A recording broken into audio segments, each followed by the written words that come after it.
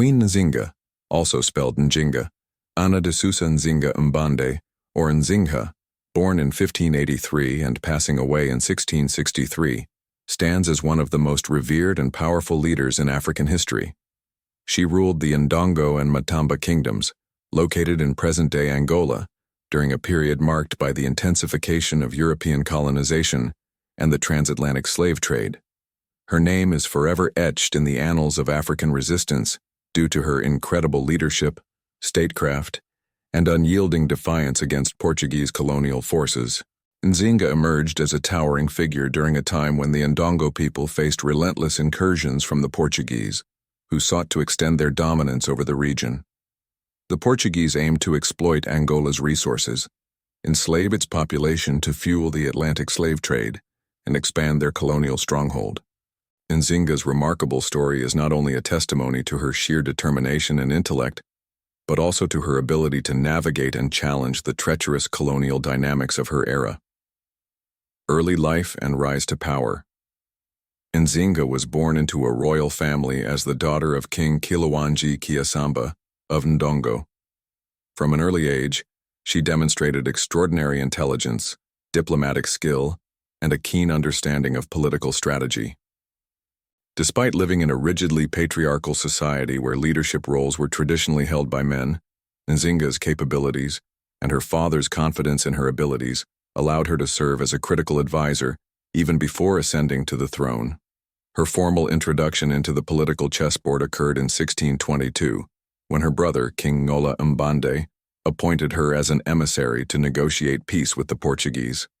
Her performance during a key diplomatic meeting with the Portuguese governor was nothing short of legendary and emblematic of her fearless approach. According to popular recounts, upon observing that the Portuguese had deliberately refused to provide her with a chair, forcing her to remain in an inferior position, Nzinga ordered one of her attendants to kneel and serve as a human bench for her.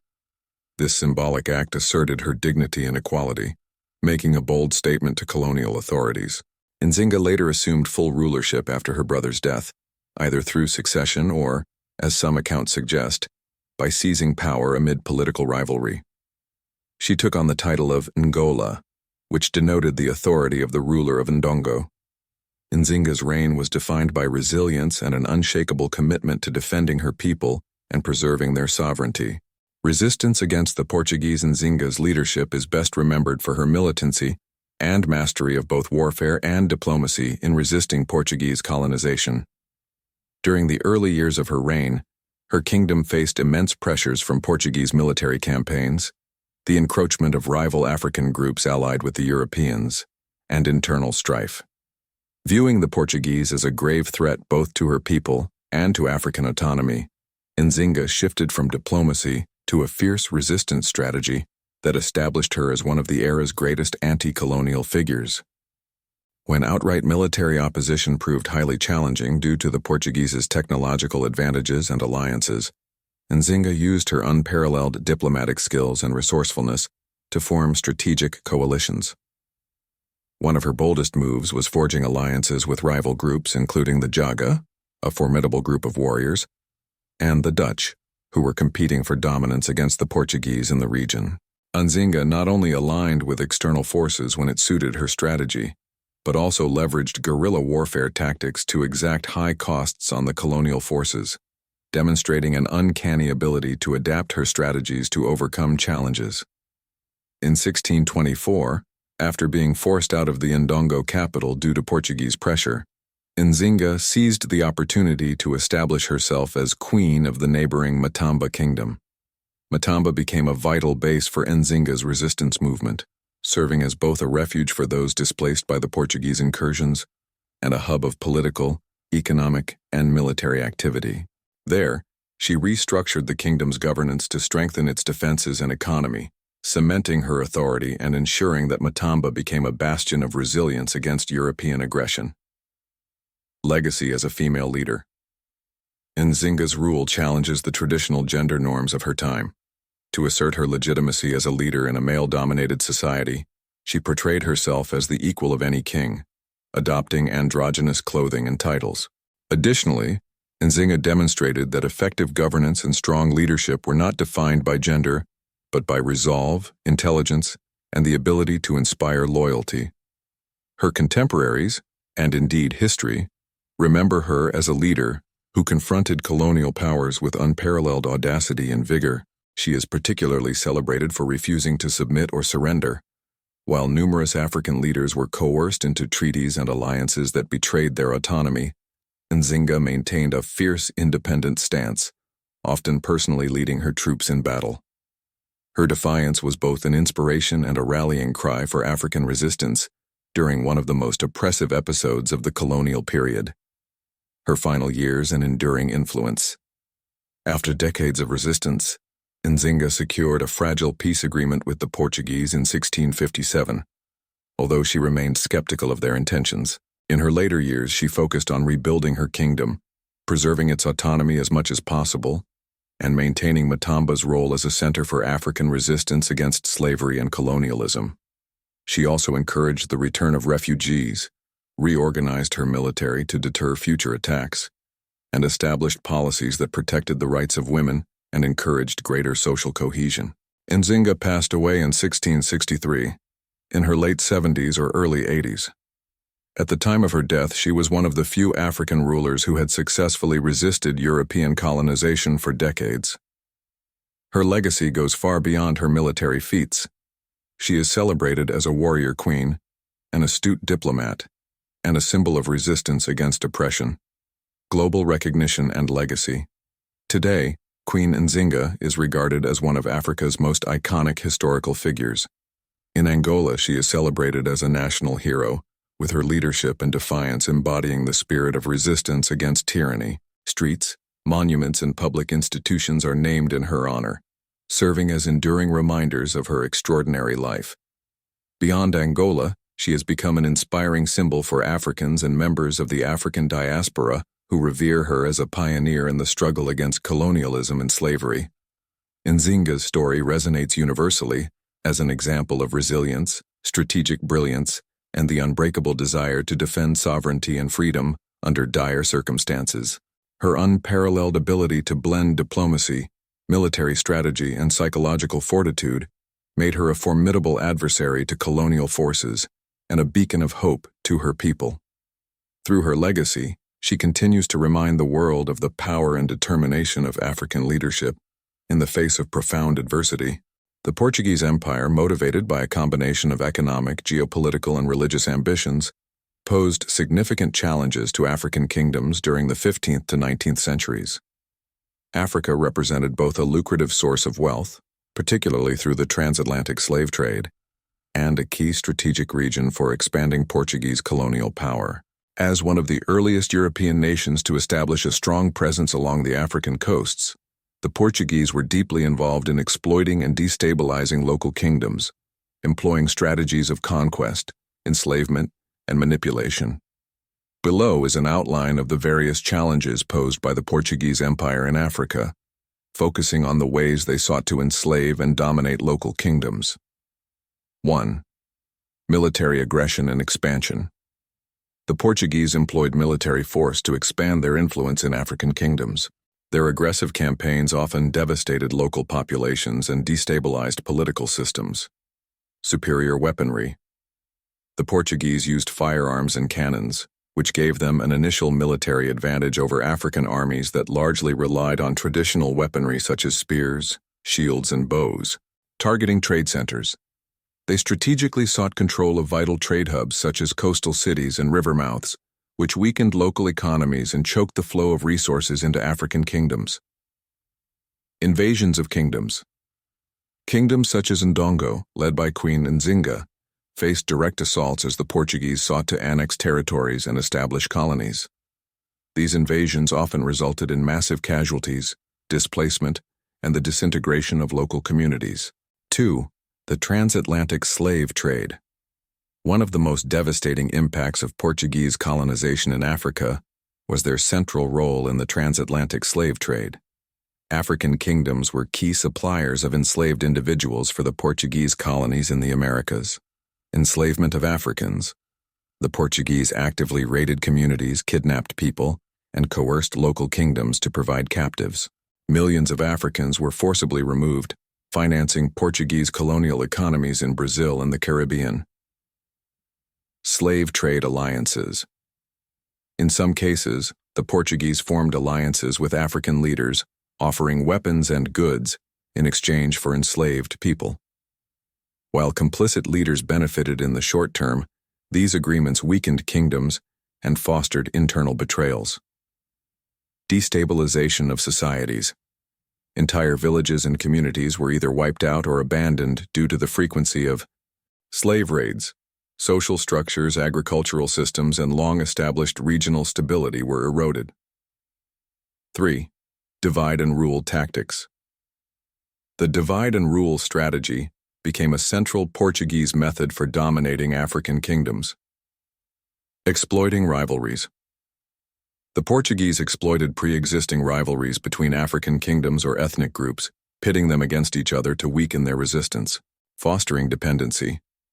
By supplying weapons to certain African leaders while withholding them from others, the Portuguese created dependencies on their trade and deepened political divisions.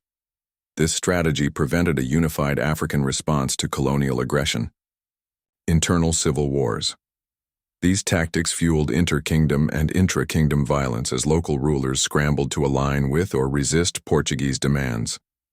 Kingdoms like Congo were severely destabilized as their rulers struggled to balance alliances with Portugal and internal dissent.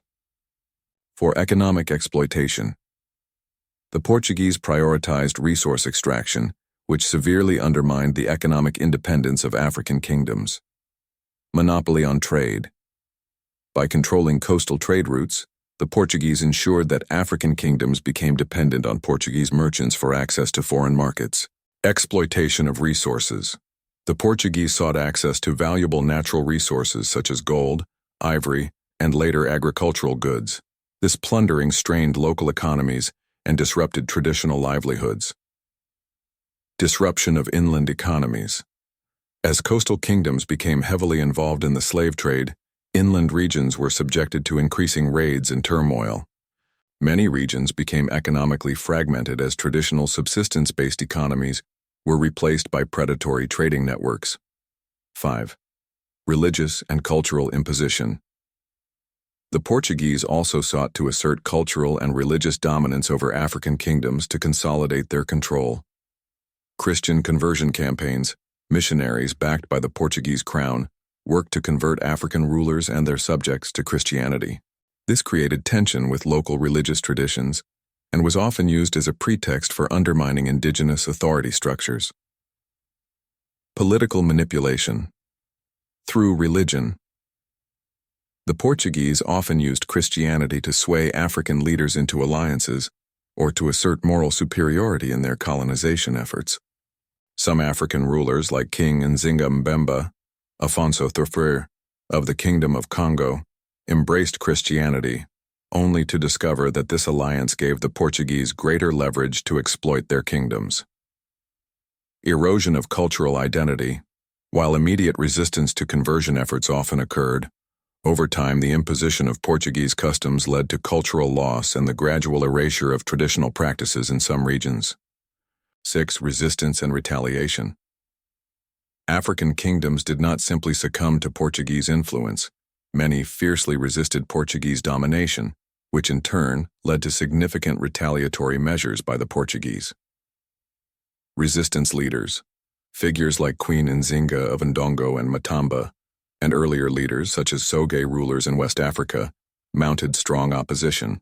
These leaders organized rebellions, led armies, and negotiated strategic treaties to combat Portuguese expansion.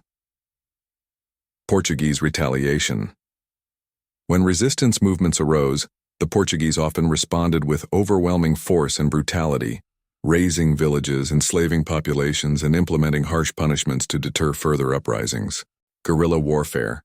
African states such as Matamba adopted guerrilla tactics to wear down Portuguese forces, prolonging resistance and inspiring neighboring regions to oppose colonial forces. 7. Long-term consequences. The actions of the Portuguese had devastating long-term ramifications for African kingdoms and societies. Population loss. Millions of individuals were forcibly removed from Africa to labor in Portuguese-controlled colonies. This created demographic imbalances, robbed societies of their most productive members, and disrupted family and community structures. Political fragmentation. The divide and rule policies and wars instigated by the Portuguese led to the collapse of many powerful kingdoms such as Congo, which had previously been regional centers of stability and influence. Economic dependency. The monopolization of trade and resource extraction weakened African economies, leaving kingdoms reliant on European goods. Colonial foundation. The Portuguese presence laid the groundwork for deeper European colonization of Africa, as they established trade networks, administrative systems, and military outposts that other colonial powers later expanded upon. In summary, the Portuguese Empire had a profound and largely destructive impact on African kingdoms. By aggressively pursuing wealth, dominance, and religious expansion, they undermined the sovereignty of local rulers, disrupted economic systems, and perpetuated the profound tragedy of the transatlantic slave trade. While many African leaders, such as Queen Nzinga, mounted heroic resistance, the military, economic, and political pressures applied by Portugal proved devastating to many societies. The story of Portuguese colonization in Africa is a sobering reminder of the human cost of empire building and the enduring effects of exploitation and violence. However, it also highlights the resilience, creativity, and tenacity of African leaders who stood against one of the era's most formidable colonial powers. Queen Nzinga of Ndongo and Matamba, one of the most remarkable figures in African history, is remembered for her political acumen, military brilliance, and unmatched resistance to European colonialism. Her early life, rise to power, and subsequent leadership shaped the course of Angola's history, as she spearheaded efforts to preserve African sovereignty in the face of Portuguese aggression. Here we will explore Nzinga's early life, the circumstances and strategies that led to her rise to power, and the innovative tactics, diplomatic and military, that she employed to resist the Portuguese Empire. Nzinga's early life, foundations of a future leader. Nzinga, sometimes spelled Njinga or Nzinga Mbande, was born in 1583 into the royal lineage of the Ndongo Kingdom, an important Bantu-speaking kingdom located in present-day Angola. Her father, Ngola Kiluanji Kiasamba, was the reigning monarch, Ngola being the official title of the ruler, and an influential leader who was engaged in continuous battles with both local rivals and expanding Portuguese forces. From an early age, Nzinga was exposed to the complex interplay of politics, diplomacy, and warfare that marked Ndongo's fraught relationship with the Portuguese. Nurtured by royal ambition. As the daughter of a king, Nzinga was afforded opportunities that many women in her society did not have, though her path to leadership was anything but predetermined. Recognizing her intelligence and potential, her father ensured she was given an excellent education. Nzinga was trained in diplomacy, governance, and military strategy. She became fluent in Kimbundu, the local language, and the Portuguese language, which would later prove indispensable in her dealings with colonial authorities. In contrast to many societies in her era, women in Mbundu culture, the ethnic group to which Ndongo belonged, could ascend to positions of power, particularly in times of crisis. Nzinga's experiences in her formative years laid the foundation for her eventual rise to leadership. Early foreshadowing of leadership. Nzinga's siblings included her brother, Ngola Mbande, who would later succeed their father as king. According to historical accounts, the relationship between Nzinga and her brother was complicated.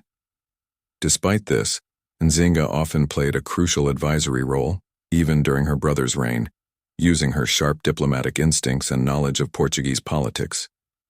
This would foreshadow her involvement in Ndongo's most critical negotiations with the Portuguese.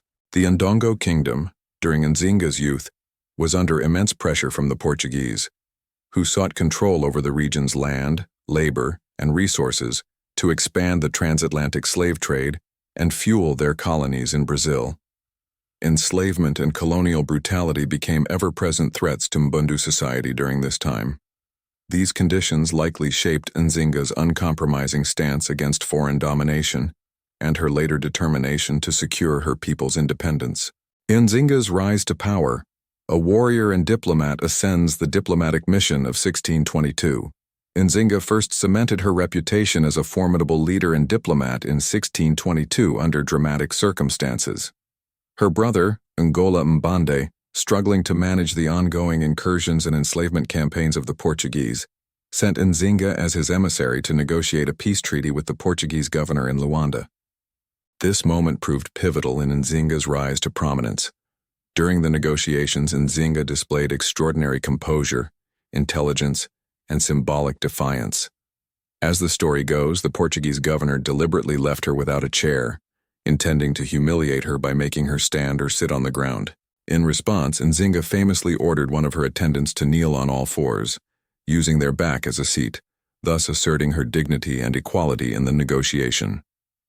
This act became an enduring symbol of her unyielding nature and ability to command respect, even in hostile settings. The negotiations resulted in a brief peace agreement, during which the Portuguese pledged to curb their slave raiding and recognize Ndongo's autonomy. Nzinga even agreed to be baptized as a Christian, accepting the Portuguese name Ana de Sousa to strengthen ties and improve the diplomatic relationship. However, these agreements were short-lived, as the Portuguese continued to expand their attacks. Taking the throne, Nzinga ascended to power in 1624 after the death of her brother, under contested and possibly violent circumstances. Historians suggest conflicting possibilities. Either her brother committed suicide after a turbulent reign, or Nzinga orchestrated his removal. What is clear is that Nzinga eliminated rivals to secure her rule, including evicting her nephew, who could have posed a challenge to her authority. To legitimize her position in a patriarchal society, Nzinga adopted the title of Ngola and solidified her control as ruler of Ndongo, a position traditionally reserved for men. She took on both masculine and feminine roles, actively blurring gender lines, and styled herself as a king to assert her authority across all political and military domains. Nzinga's strategies against the Portuguese. Nzinga's reign was marked by her relentless resistance to Portuguese colonization. Over the course of her life, she crafted and executed ingenious strategies, combining diplomacy, military innovation, and psychological maneuvering to resist foreign domination and preserve her people's independence. 1. Diplomacy and alliance building. Nzinga's skillful diplomacy was one of her greatest assets in countering Portuguese expansion. She forged strategic alliances with local groups and external powers to bolster her position. Alliance with the Yaga. After being driven from her kingdom by Portuguese forces, Nzinga allied with the powerful and militarized Jaga people.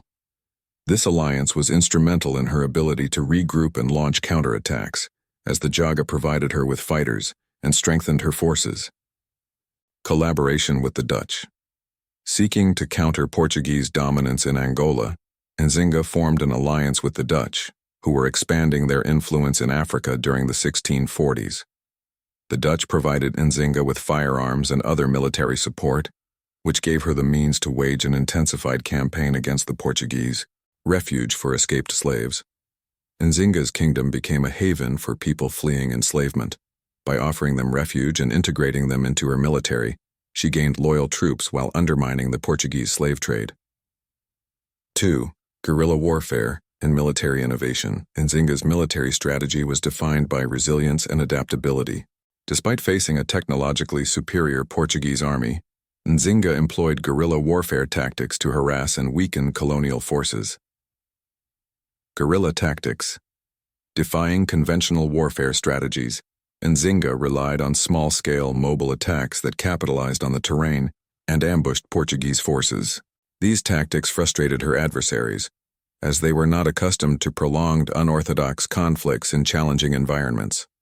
Strategic relocation. After being displaced from Ndongo, Nzinga strategically relocated her base of operations to the neighboring kingdom of Matamba, which she eventually seized and ruled. Matamba served as a secure stronghold and a launching point for her resistance campaigns. 3. adaptation, and psychological warfare. Nzinga demonstrated extraordinary psychological acuity in dealing with both allies and enemies, blurring gender lines. To solidify her power, Nzinga portrayed herself as both feminine and masculine, dressing as a man in court and commanding male-dominated spaces with confidence. This unconventional approach reinforced her image as a leader above societal norms. Charismatic leadership. Nzinga inspired loyalty among her subjects, including women and former slaves. She integrated displaced peoples into her army, drawing strength from their shared grievances against Portuguese tyranny. Nzinga's legacy, despite relentless pressure from the Portuguese and their African allies, Nzinga's resistance slowed Portuguese expansion in Angola and made her a symbol of resilience. After decades of conflict, Nzinga negotiated a fragile truce in 1657 and spent the remainder of her reign strengthening Matamba's economy, military, and independence. She died in 1663, likely in her late 70s or early 80s. Nzinga's early life, rise to power, and innovative resistance strategies marked her as an unparalleled leader in African and world history. Her alliances, use of guerrilla warfare, and ability to navigate complex colonial and regional politics earned her an enduring legacy as a symbol of anti-colonial resistance and the unbreakable spirit of African sovereignty. One of the most pivotal moments in Queen Nzinga's resistance against the Portuguese was her alliance with the Dutch and the subsequent Battle of Ngoleme in 1647, which showcased her extraordinary ability to adapt to geopolitical realities, form strategic alliances, and mount a powerful offensive against colonial forces. This event not only demonstrated her military and diplomatic ingenuity, but also temporarily shifted the balance of power in Angola, frustrating Portuguese ambitions in the region. Historical context leading to the moment. By the 1640s, Queen Nzinga had been waging a decades-long struggle against the Portuguese colonial forces, who sought to dominate the region and bolster the transatlantic slave trade.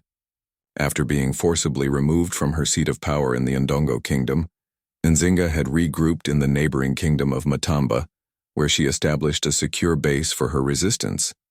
However, the Portuguese severely outnumbered her forces and were equipped with superior European weaponry, making a sustained military campaign a daunting challenge. At this time, the Dutch West India Company, a rival European power, began encroaching on Portuguese territory in Angola, aiming to undermine Portugal's dominance in the lucrative slave trade. This presented Nzinga with a valuable opportunity to forge an alliance that could tip the scales in her favor. The Dutch had captured the fort of Luanda, the colonial capital of Portuguese Angola, in 1641. Recognizing a shared interest in reducing Portuguese power, Nzinga entered into an alliance with the Dutch in 1644, combining their forces in a joint effort to weaken the Portuguese stranglehold over the region. The Alliance and the Battle of Ngoleme, 1647. In 1647, Nzinga and the Dutch launched a major coordinated military campaign against the Portuguese in Angola. The most decisive engagement of this campaign was the Battle of Ngoleme, where Nzinga's forces, augmented by Dutch troops and arms, dealt a significant blow to the Portuguese. Nzinga's guerrilla forces. Nzinga's army, composed of Mbundu warriors, former slaves, and members of the Jaga ethnic group, her allies since her exile, employed unconventional guerrilla warfare tactics. These tactics included ambushes, nighttime attacks, and the skilled use of Angola's challenging terrain. This approach allowed Nzinga's forces to effectively disrupt Portuguese supply lines and evade larger, better-equipped enemy armies. The Dutch role in Nzinga's alliance with the Dutch brought not only additional manpower but also access to European firearms and artillery, which evened the technological playing field between her forces and those of the Portuguese. For the battle itself, the Dutch provided critical reinforcements and coordinated logistics, creating a rare moment where two vastly different forces, African and European, worked together against a common colonial adversary. The outcome: the combined forces of Queen Nzinga and the Dutch won a resounding victory at Ngoleme, inflicting heavy losses on the Portuguese army and temporarily halting their expansion into her territories. This victory had a ripple effect across the region, invigorating local resistance movements against Portuguese imperialism and demonstrating that even a powerful European colonial force could be defeated through a combination of strategic alliances and resilience.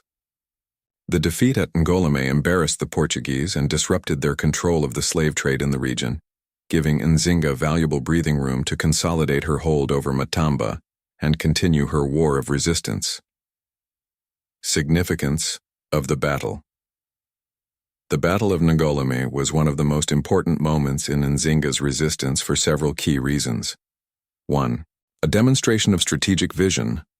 Nzinga's decision to ally with the Dutch represented her pragmatic approach to anti-colonial resistance. While some African leaders hesitated to align with European powers, Nzinga recognized that geopolitical alliances, even temporary ones, were necessary to combat a common enemy. She skillfully balanced these alliances without relinquishing Matamba's autonomy. 2. A blow to Portuguese supremacy. The victory at Ngoleme disrupted Portugal's control in Angola, one of its most valuable colonies, and temporarily weakened its grip on the transatlantic slave trade. It also demonstrated that Portuguese dominance in the region was not invincible. 3. Rallying symbol of resistance. News of Nzinga's victory inspired resistance movements both within and beyond her immediate territories, showing other African leaders and warriors that European forces could be defeated. Nzinga was already celebrated as a powerful leader, and this victory further cemented her status as a symbol of defiance against imperial conquests. 4. Short-term military resurgence. Following the victory, Nzinga launched additional campaigns to recover territories that had been lost to the Portuguese, reinvigorating the struggle for sovereignty. Aftermath of the battle. While the victory at Ngoleme was a high point in Nzinga's decades-long resistance, the alliance with the Dutch ultimately proved to be short-lived. In 1648, the Portuguese recaptured Luanda, re-establishing their dominance in Angola and forcing the Dutch to withdraw from the region. Without the Dutch as a military ally, Nzinga was left to continue her resistance alone against a resurgent Portuguese empire.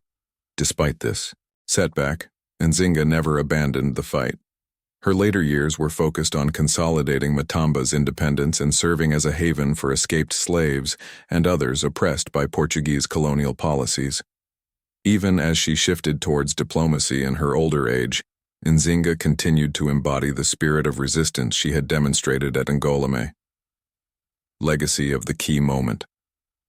The Battle of Ngoleme, and Nzinga's broader alliance with the Dutch, stands as a defining moment in her long campaign against colonization. It showcased her brilliance as a strategist and her adaptability as a leader, combining traditional African resistance tactics with European political and military alliances. This battle remains an extraordinary example of how African leaders resisted colonial powers by leveraging every available resource, both foreign and domestic, to protect their peoples and territories. As a historical figure, Nzinga's role at Ngoleme underscores her legacy as a warrior queen, a master diplomat, and a symbol of the broader African struggle against European domination. Her ability to triumph, even temporarily, against one of the era's most powerful colonial empires continues to inspire generations across Africa and the world.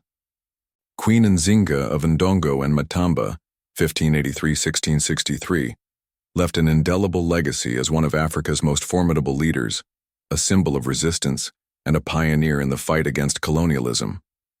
Her remarkable life and decades-long resistance to Portuguese imperialism during the height of the Atlantic slave trade have made her an enduring icon of courage, leadership, and resilience in African history, a defiant leader against colonialism and enslavement. Nzinga rose to prominence during the 17th century, a period marked by increasing European aggression, particularly by the Portuguese, who sought to dominate Angola and fuel their brutal transatlantic slave trade.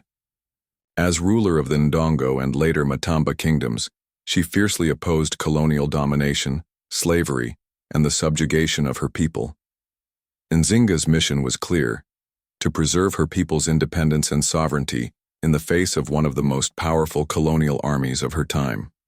Nzinga quickly gained a reputation as an astute diplomat, military strategist, and charismatic leader. She negotiated treaties with European powers, formed alliances with rival African groups, and even allied with the Dutch to counter Portuguese expansion. When diplomacy failed, Nzinga turned to guerrilla warfare, leading military campaigns that frustrated Portuguese ambitions for years. Her leadership transformed her kingdom, Matamba, into a powerful base of resistance and a haven for escaped slaves and displaced people. Nzinga's decades of defiance against foreign oppression represent one of the longest and most effective examples of resistance in African history. Key aspects of Nzinga's legacy.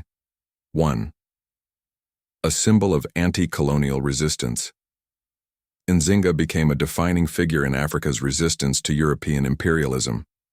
Her refusal to submit to Portuguese domination, even when outnumbered and outgunned, demonstrated the resilience and determination of African leaders to protect their sovereignty and way of life. Nzinga's resourceful strategies, including her use of alliances and guerrilla warfare, disrupted Portuguese ambitions and inspired later resistance movements in Angola and beyond. 2. Empowerment of women in leadership. Nzinga's rule challenges gender norms, both of her time and today. She successfully navigated a patriarchal society, presenting herself as a king to solidify her authority and command loyalty. Nzinga's leadership demonstrated that women could excel as rulers, diplomats, and military commanders, leaving an inspiring legacy for African women in politics and leadership. 3. Defender of her people. Nzinga's leadership extended beyond combat.